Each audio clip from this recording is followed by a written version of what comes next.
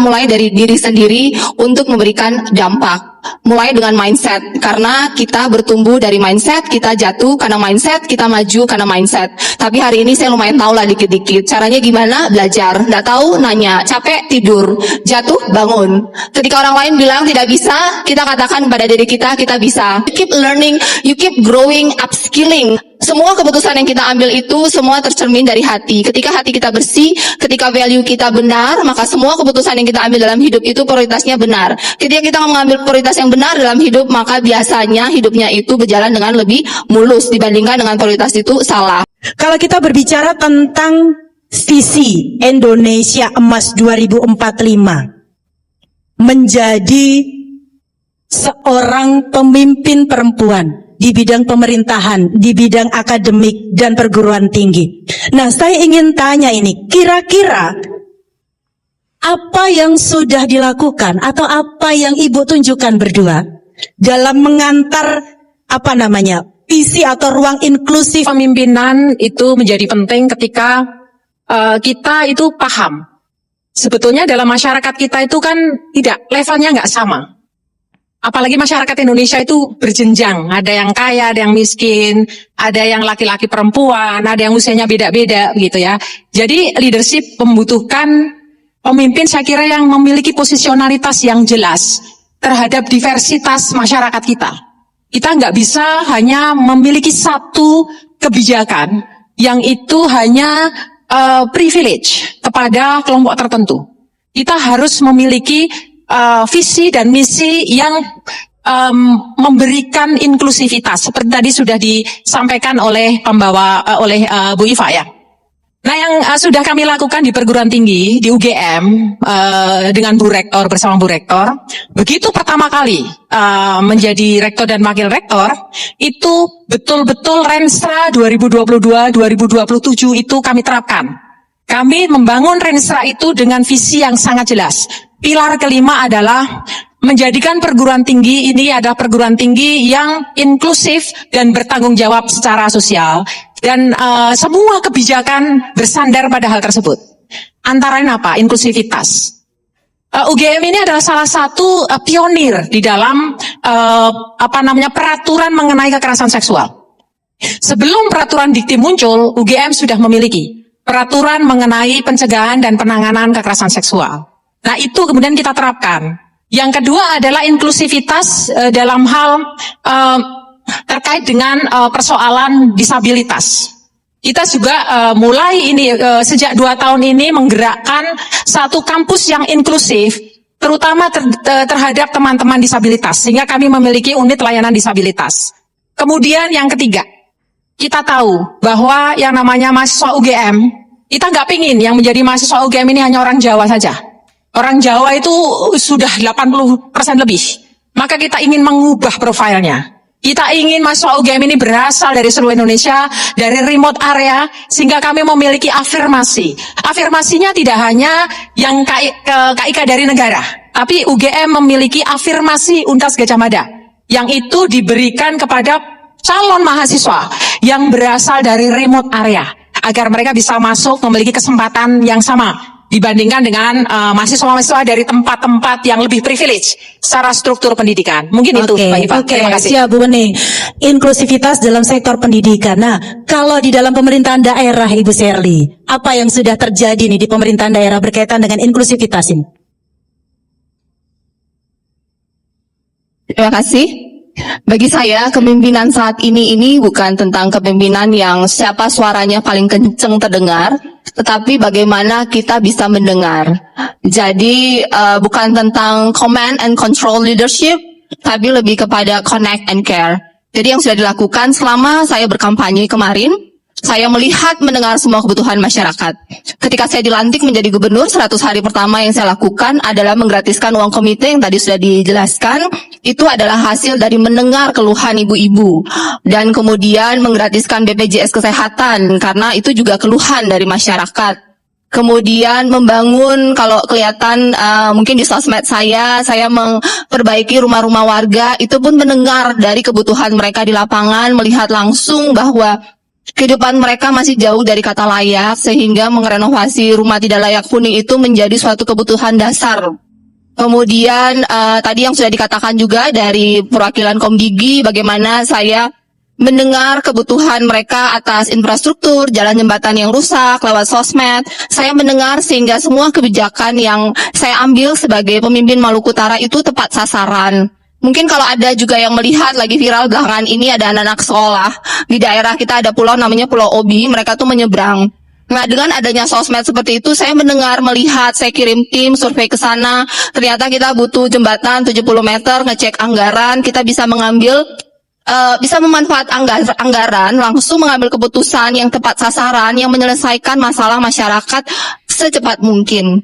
Jadi bagi saya kepemimpinan itu adalah tentang bagaimana kita mendengar, menyelesaikan masalah sehingga kita mendapatkan kepercayaan dari mereka yang kita pimpin. Terima kasih. Oke, ini luar biasa quotes hari ini. Menjadi pemimpin itu bukan siapa yang paling kencang bersuara, tetapi siapa yang paling banyak mendengar. Nah, ini menjadi satu hal yang menarik menjadi catatan saya. Nah, Ibu, lalu kemudian kalau menurut Bu Sherly dan Bu Wening, nilai atau karakter keperempuanan yang mana sebenarnya yang paling berpengaruh untuk menuju pada sisi-sisi itu? Bu Sherly mungkin. Bagi saya mungkin kepemimpinan perempuan itu empathic leadership. Jadi tadi saya lihat juga sudah dipaparkan bahwa salah satu kelebihan dari kepemimpinan perempuan itu karena memiliki empati. Karena kita memiliki empati, kita mendengar dengan benar-benar mendengar. Dan kemudian dengan empati itu kita mengambilkan keputusan yang tepat.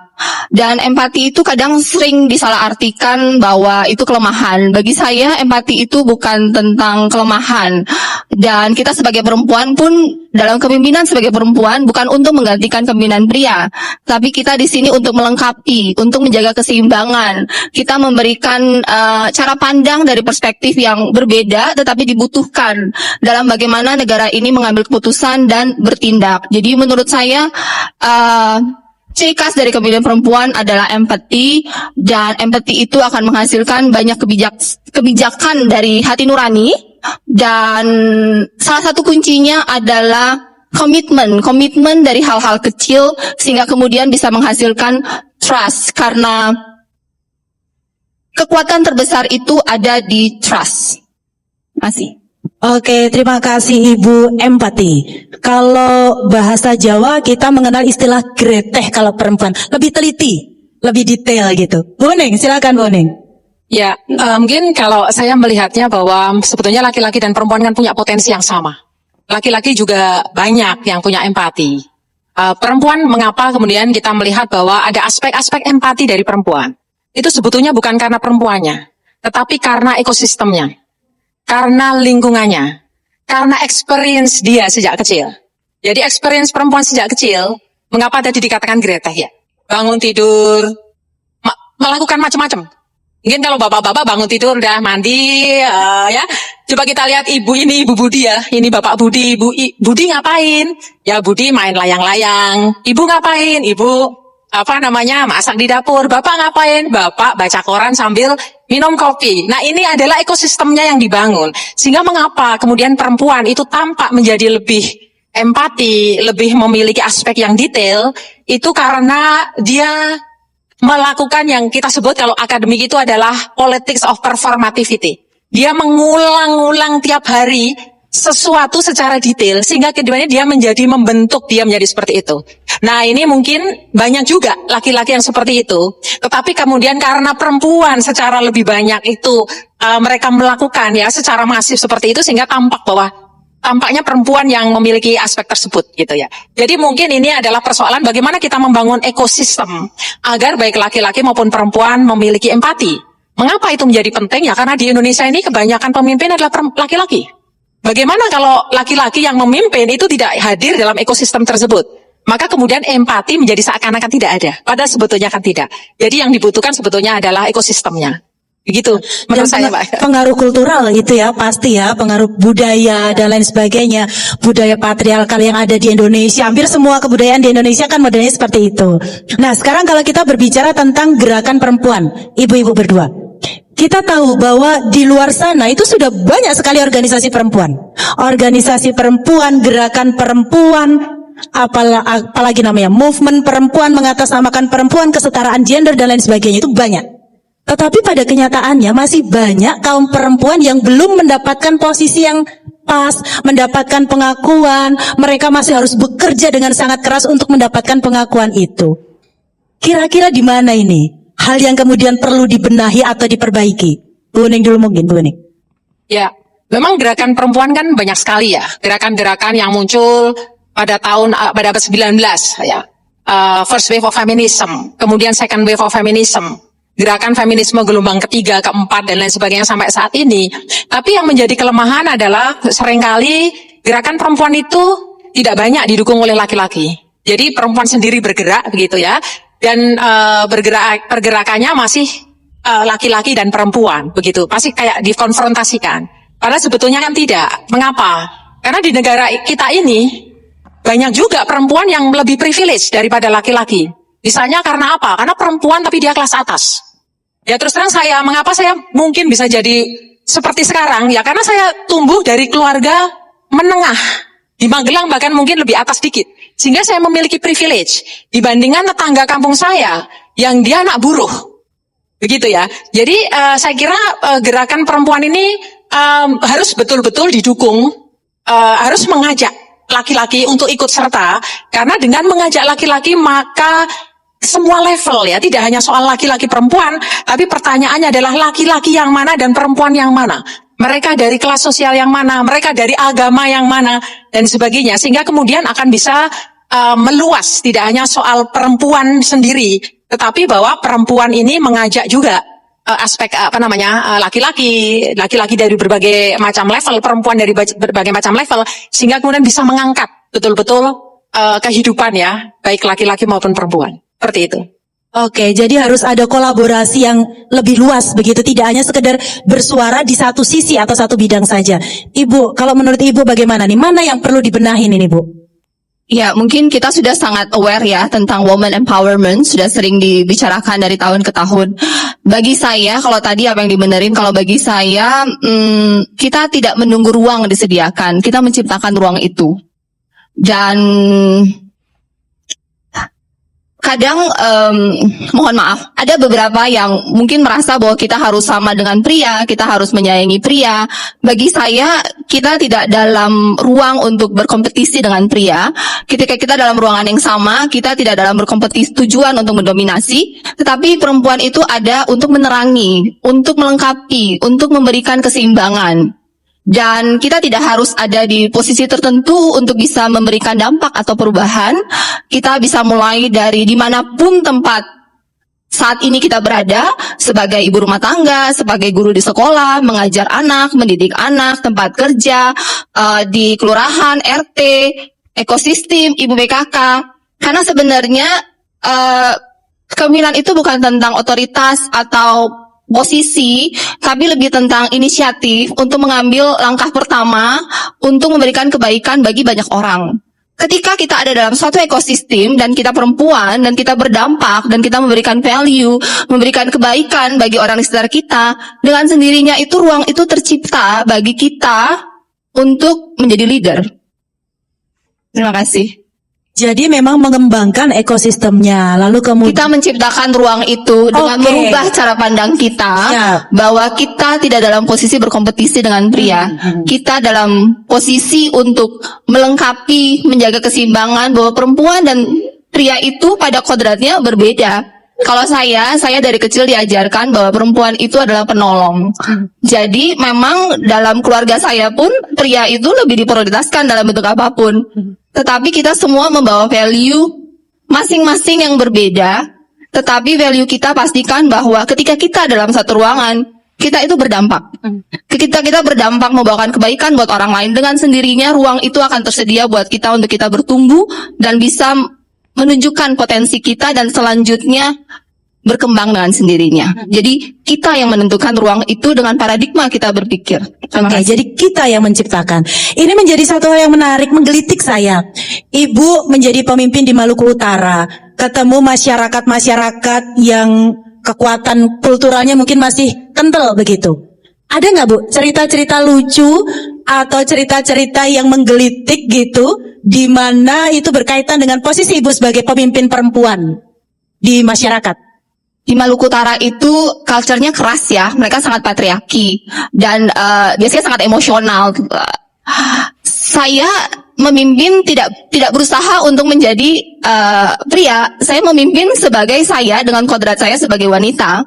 Saya berbicara dengan nada saya sebagai wanita. Saya merespon dengan saya dalam memimpin Maluku Utara. Saya memposisikan diri saya sebagai ibu. Jadi kalaupun ada anak yang marah-marah datang, saya dengar. Kalaupun ada yang menuduh sebelum mau berdiskusi, saya mendengar. Sebagaimananya kita seorang ibu, ketika kita mendengar anak-anak kita dengan baik, kita memberikan solusi dengan nada yang baik, pada akhirnya mereka mendengar. Mungkin jika ada yang melihat di sosmed ketika demo kemarin, itu mereka datang udah dengan emosi level tinggi.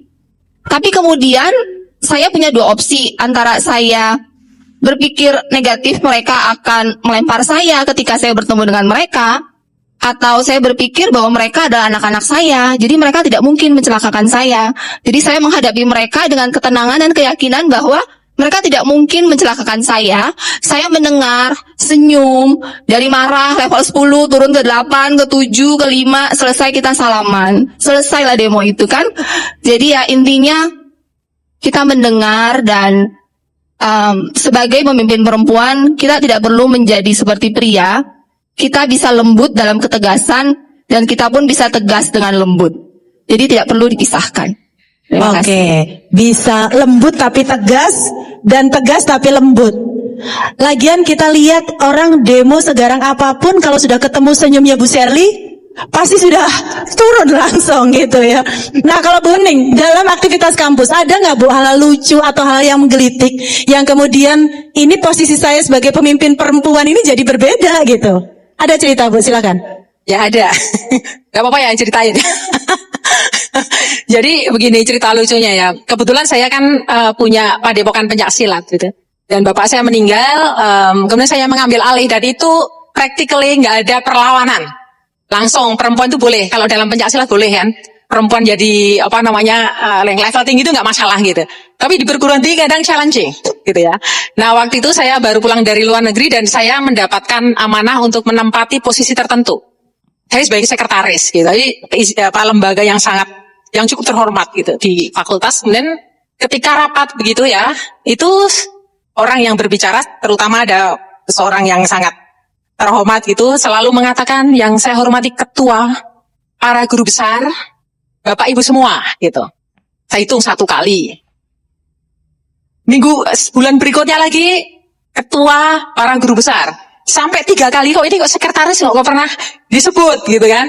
Ini apa kesalahan saya? Karena saya perempuan atau saya muda? Karena waktu itu umur saya masih sekitar 34 tahun. Maka saya datangi kantor beliau dan saya bertanya, "Oh Pak, mengapa ketika Bapak pidato itu sekretaris kok tidak pernah disebut?" gitu. Terus beliau mengatakan, "Oh, saya tidak menyebut ya." "Tidak Pak, Bapak selalu melompati. Selalu ketua, para guru besar, dan Bapak Ibu dosen." Oh, mohon maaf, saya tidak sengaja gitu. Nah, terus bulan berikutnya ketika rapat, beliau langsung, yang saya hormati Bapak Ketua, Ibu Sekretaris gitu ya, langsung disebut. Nah, ini saya kira sesuatu yang seringkali dialami oleh perempuan. Kalau dalam teori ini namanya omis pada perempuan. Nah, bukan karena seseorang ingin dikenal atau dihormati, tapi bahwa posisi dia, keberadaan dia, saya kira perlu untuk direcognize. Nah, ini kadang-kadang bagi perempuan penuh dengan perjuangan. Wah, ini luar biasa ini. Jadi ternyata sedemikian menariknya, bahkan di lingkungan kampus, notabene semua akademisi, itu pun kadang-kadang muncul pembedaan, oh perempuan, oh laki-laki. Dikirim dinas ke luar negeri, nyari yang laki aja, yang perempuan nanti repot. Nah, hal semacam itu. Oke, sebelum saya lanjutkan, saya juga akan berikan kesempatan pada audiens di sini untuk bertanya. Nah. Bertanya untuk 2 penanya. Boleh nggak kalau saya minta yang laki-laki aja yang bertanya? Boleh, silakan. Boleh sebutkan nama? Sebentar. Tes. Terima kasih. Assalamualaikum warahmatullahi wabarakatuh. Nama saya Edi. Edi, oke. Saya mahasiswa DKIK Pascasarjana.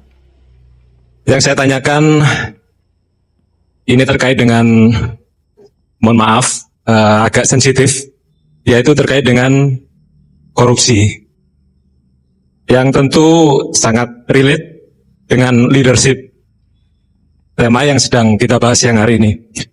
Praktik-praktik korupsi masih marak terjadi di Indonesia, meskipun para penegak hukum dan KPK telah berupaya keras melakukan pencegahan dan penindakan. Yang saya tanyakan pertama, saya ingin mendengar dari sudut pandang para perempuan, bagaimana terjadi juga, apa metodenya yang salah, atau mungkin barangkali dari sudut pandang perempuan bisa mengusulkan metode yang baru yang lebih efektif begitu. Terima kasih. Wassalamualaikum warahmatullahi wabarakatuh. Waalaikumsalam. Terima kasih Pak Edi. Satu saja dulu ya. Satu dulu. Nah, ini berkaitan dengan korupsi. Bagaimana sudut pandang perempuan untuk mengatasi fenomena dan isu-isu korupsi yang ada belakangan ini. Ibu, kira-kira pendekatan apa begitu? Pak Edi.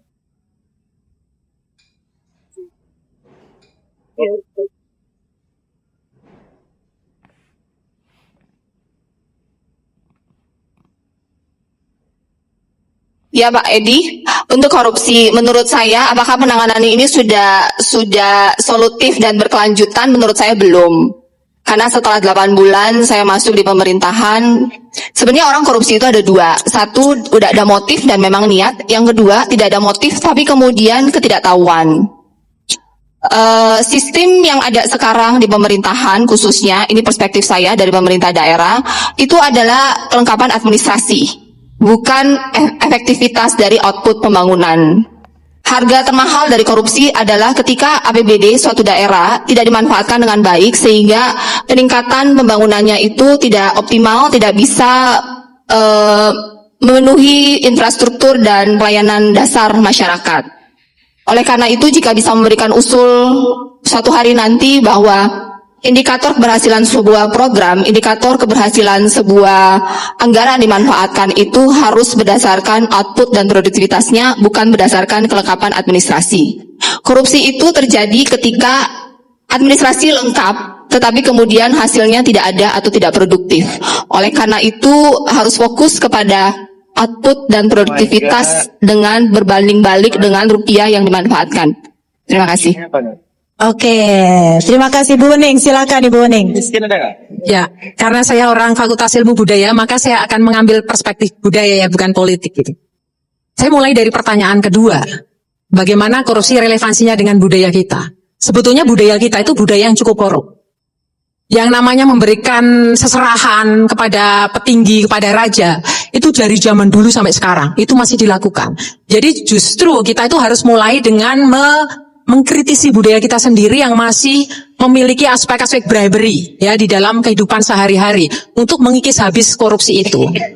Kedua, korupsi itu menjadi semakin meningkat itu karena gaya hidup, luxury lifestyle, flexing. Yang itu dilakukan tidak hanya oleh para artis, tetapi juga oleh para pemimpin dan istri suami para pemimpin tersebut. Itu harus dikikis habis. Pamer kekayaan, pakai tas Hermes, Louis Vuitton, lain sebagainya. Yang kemudian itu menjadi semacam hasrat, desire, yang turun sampai ke tingkat bawah. Hasrat itu kemudian memunculkan hasrat untuk mendapatkan lebih. Itu saya kira yang harus kita habisi ya dalam masyarakat kita. Kita sudah punya aturan mengenai gaya hidup sehat. Sejak gaya hidup sederhana, tahun 74 ada peraturannya, tahun 2014 ada peraturannya, 2023 ada peraturannya. Tapi namanya peraturan di Indonesia seringkali hanya menjadi aturan dan tidak diterapkan. Nah, saya kira kita harus memulai dari diri kita sendiri untuk apa? Untuk bergaya hidup tidak berlebih-lebihan. Nah, itu saya kira menjadi barikade ya. Kalau kita memang mau mengkis habis korupsi, ya mulai dari cara hidup kita yang tidak terlalu ya. Apalagi luxury lifestyle, flexing, makan aja ya. Makan saja bukan sekedar kebutuhan sekarang, tapi begitu orang makan di restoran yang pertama kali dilakukan adalah foto. Saya makan di restoran yang mahal atau tidak. Nah, ini sesuatu yang nanti menjadi ekosistem yang menurut saya itu perlu kita hati-hati terhadap ekosistem tersebut. Jadi pengendalian diri secara komunal gitu ya Bu ya, semua. Oke, satu lagi boleh? Satu lagi saya berikan kesempatan. Biar adil dari laki-laki ke perempuan sekarang. Ya, terima kasih untuk kesempatan yang diberikan kepada saya. Nama saya Agnes Takaindengan. Agnes. Ya, benar. Ya. Saya kalau saat ini studinya di Kajian Budaya Media, mahasiswanya Bu Uning. Tapi asal saya dosen swasta di Tobelo, Halmahera Utara, Provinsi Maluku Utara. Ya, saya warganya Ibu Sherly. Nah, pertanyaan saya, karena dengan status saya sebagai dosen dari daerah 3T dan juga kebetulan dosen PTS, sedangkan dalam pendidikan tinggi itu kan kita tahu bersama bahwa stratanya itu ada. Nah, dosen, ketika orang bicara tentang kesejahteraan dosen itu biasanya yang terwakilkan adalah dosen PTN, sedangkan dosen PTS belum tentu, apalagi dosen PTS di daerah 3T dan yang berdirinya itu mungkin belum sampai 20 tahun. Itu kira-kira kalau mau bicara kesejahteraan dosen itu kami sangat kayak merasa tidak terrepresentasi dengan baik kok. Karena tangan negara itu kan cuma sampai kayak misalnya di Maluku Utara itu kan tangan negara sampainya di Unhair. Nah, kalau yang di luar Unhair itu bagaimana? Nah, pertanyaan saya bagaimana Ibu menempatkan pendidikan, khususnya pendidikan tinggi. Kalau pendidikan dasar, menengah itu kan sudah ya. Tapi kalau pendidikan tinggi itu akan seperti apa skemanya dalam pembangunan di Maluku Utara? Itu yang pertama. Dan yang kedua, bagaimana Ibu menghadapi kalau dalam ruang digital ya, Ibu menghadapi tekanan ataupun juga tanda petik invasi dari akun-akun kiri yang cenderung mengkritik berbagai kebijakan-kebijakan Ibu Sherly. Terima kasih. Oke, terima kasih Mbak Agnes. Ini dosen dari daerah 3T Ibu Sherly. Lalu kemudian bertanya bagaimana kebijakan Ibu untuk mengangkat anak-anak dari daerah 3T Maluku Utara, terutama di pendidikan tinggi. Dan mungkin nanti Bu Uning juga bisa memberikan komentar soal bagaimana posisi dosen di daerah 3T, PTS, begitu. Silakan Ibu. Halo Agnes, dari Halmahera Utara ya. Ya, selamat belajar di UGM. Jadi menurut saya sebenarnya kita dudukan kembali bahwa dalam tanggung jawab PAUD, SD, SMP itu menjadi tanggung jawab dari Pemkab dan Pemkot. Kemudian SMA, SMK, SLB menjadi tanggung jawab dari Pemprov. Dan university itu menjadi tanggung jawab dari kementerian. Dalam pemanfaatan anggaran, kita tidak bisa membiayai langsung university seperti kita membiayai langsung SMA, tetapi kita bisa memberikan hibah dalam bentuk beasiswa yang sudah kita lakukan dalam produk BOSDA. Untuk memberikan program beasiswa S3 terutama untuk para dosen itu menjadi program kami. Tahun depan kita mengalokasikan anggaran untuk memberikan beasiswa S3 kepada para dosen di university, karena memang berdasarkan hasil diskusi dengan Kemendikti, dosen kita di Maluku Utara itu baru sekitar 18% yang sudah S3 di university, dan itu memang menjadi salah satu prioritas. Berapa banyak itu menyesuaikan dengan fiskal daerah, apalagi ada pemotongan yang lumayan besar saat ini. Kemudian selanjutnya tentang tadi apa?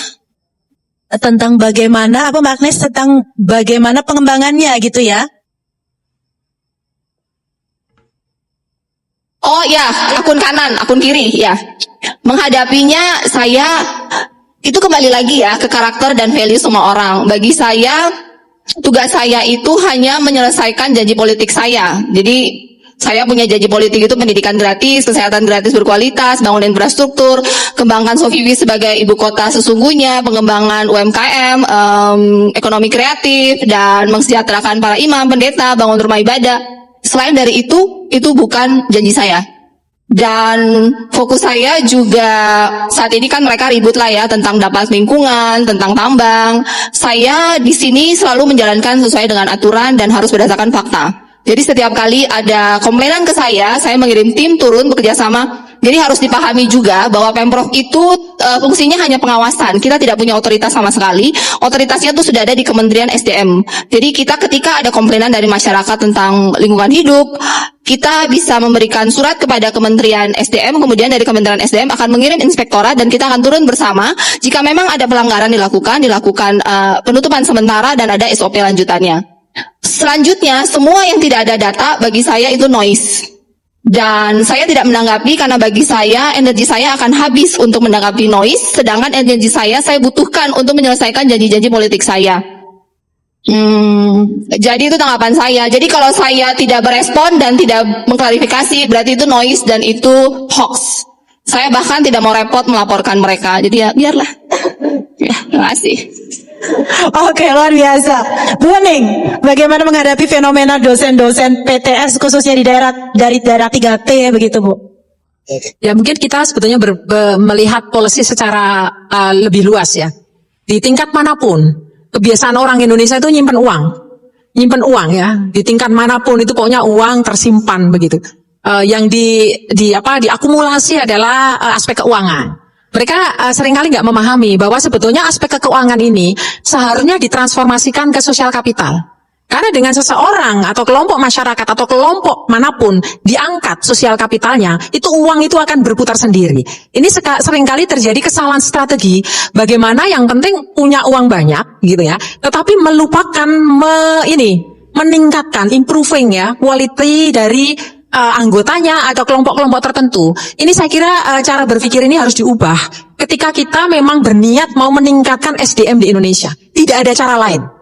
Saya merasakan sendiri, saya ini kuliah di Swiss 6 tahun dan saya justru melihat bagaimana yang namanya negara Swiss saja itu berinvestasi kepada saya, bukan untuk mereka, tapi untuk saya yang kemudian bekerja di Indonesia. Itu investasinya luar biasa. Mau beli buku, beli. Mau konferensi di luar negeri, silahkan kami bayarin.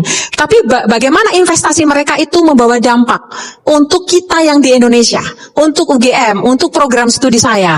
Nah, Indonesia ya seharusnya juga melakukan hal yang sama untuk wilayah-wilayah yang lain, untuk mereka-mereka yang secara struktur masih dalam tanda kutip tidak setara dengan struktur yang established, yaitu di Jawa, di pulau-pulau yang lain. Jadi sosial kapital ini jangan didiamkan saja, harus digerakkan. Karena sosial kapital yang bergerak ini, finansial kapital pasti akan bergerak. Mungkin dari saya itu. Jadi yang dari swasta harusnya ya memang ditingkatkan sosial kapitalnya seperti yang lain. Karena mereka kan juga berkontribusi bagi pendidikan di Indonesia. Mungkin itu. Ya, punya dampak yang panjang terhadap pengembangan kualitas manusia di Indonesia gitu ya.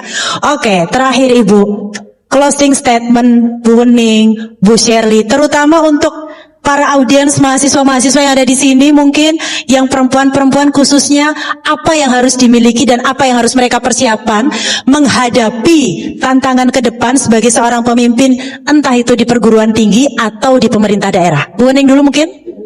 Ya, simpel aja sebetulnya. Hidup ini harus mulai dari diri kita dengan gagah berani. Jangan dikit-dikit apa-apa, aduh, takut gitu ya. Aduh, ragu-ragu gitu ya. Jadi kita harus mantap, kita mau apa, lakukan. Targetnya apa, jelas. Fokusnya apa, jelas. Itu tidak hanya laki-laki, perempuan juga sama. Harus melakukan dengan keyakinan yang tinggi, kedisiplinan yang tinggi, dan jangan lupa networking. Networking itu adalah kekuatan kita yang luar biasa. Dengan kita punya banyak teman, kita juga akan memberi kontribusi pada orang banyak dengan yang kita punya. Jadi saling memberi, saling meningkatkan satu sama lain, solidaritas harus dijaga. Mungkin itu. Oke, kemampuan, kapabilitas, networking. Ibu Shirley.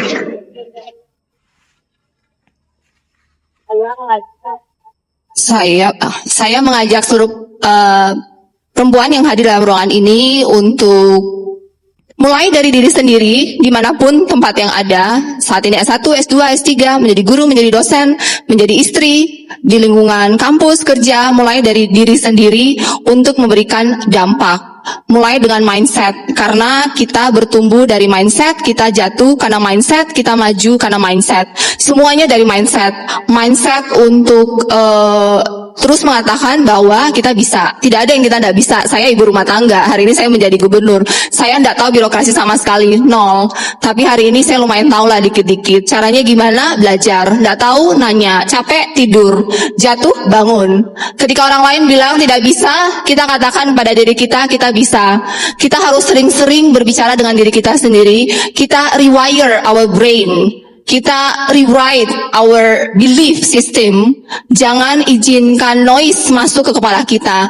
Once kita mengizinkan orang lain take control over our mind, then we lose control about our life. So make sure you control your mind. Upgrade. Jangan merasa bahwa yang kalian tahu hari ini adalah segalanya. No. keep learning dari yang lebih tahu. Ketika kamu merasa bahwa kamu sudah yang paling pintar dalam ekosistemmu, maka kamu waktunya naik kelas, pindah ke ekosistem yang lain. Ketika kamu mau bertumbuh, carilah ekosistem di mana kamu merasa kamu paling bodoh di ruangan itu. Maka kamu akan belajar dari semua yang pintar di ruangan itu. Kalau udah merasa paling pintar di ruangan itu, keluar dari ruangan itu, cari lagi ruangan di mana kamu merasa paling bodoh di ruangan itu, and then you keep learning, you keep growing, upskilling. Karena zaman sekarang ini begitu banyak pendidikan gratis di luar sana. Anak 17 tahun aja mungkin bisa punya ilmu yang melebihi master degree, atau 30 tahun mereka self learning. So self learning, upskilling, tidak ada yang tidak bisa. Saya contohnya, ibu rumah tangga, saya bahkan tidak bisa berkata-kata dengan bahasa yang formal ketika saya berkumpul dengan para gubernur lainnya, atau ketika saya debat kandidat, saya menggunakan bahasa ibu rumah tangga, tapi saya belajar. Saya mempelajari birokrasi, pemerintahan, politik dengan bertanya dari semua yang terbaik di bidangnya, even kepada ChatGPT, kepada AI, saya belajar upskilling and control your mind, control your persepsi, and then jaga value. Karena hidup itu, semua keputusan yang kita ambil itu semua tercermin dari hati. Ketika hati kita bersih, ketika value kita benar, maka semua keputusan yang kita ambil dalam hidup itu prioritasnya benar. Ketika kita mengambil prioritas yang benar dalam hidup, maka biasanya hidupnya itu berjalan dengan lebih mulus dibandingkan dengan prioritas itu salah. And ketika sudah sibuk, ambil waktu, me time, and berpikir, kita mau kemana? Apakah kita sanggup membayar harga untuk ke sana? Apakah memang benar kita mau ke sana? Apakah kalian mau membayar harga untuk ke sana? Jadi selalu kalibrasi kembali lagi, ingat mau kemana dan untuk apa. Motivasi dan value dalam hidup itu sangat penting. Kita tidak compete dengan orang kanan kiri kita tidak compete dengan orang tua kita compete with diri kita sendiri untuk menjadi lebih baik setiap hari. Terima kasih. Oke, luar biasa, tepuk tangan yang meriah untuk talk show siang hari ini yang sungguh sangat insightful. Kata kuncinya adalah semua saja yang ada dalam ruangan ini, kalau mau sukses, afirmasi positif. Terus berani, jangan pernah takut. Saya tertarik tadi dengan yang disampaikan Bu Shirley, kalau kita berada dalam satu ruangan dan kita sudah merasa pintar, pindah ke ruangan lain, di mana kita kemudian merasa bodoh. Karena dengan itu kita belajar. Jangan kemudian terbuai dengan zona nyaman saja ya Bu ya. Jadi begitu kita keluar dari zona nyaman, pasti akan ada effortnya. Harus bekerja keras. Tetapi kalau zona baru itu sudah menjadi zona nyaman bagi kita, berarti kita sudah upgrade.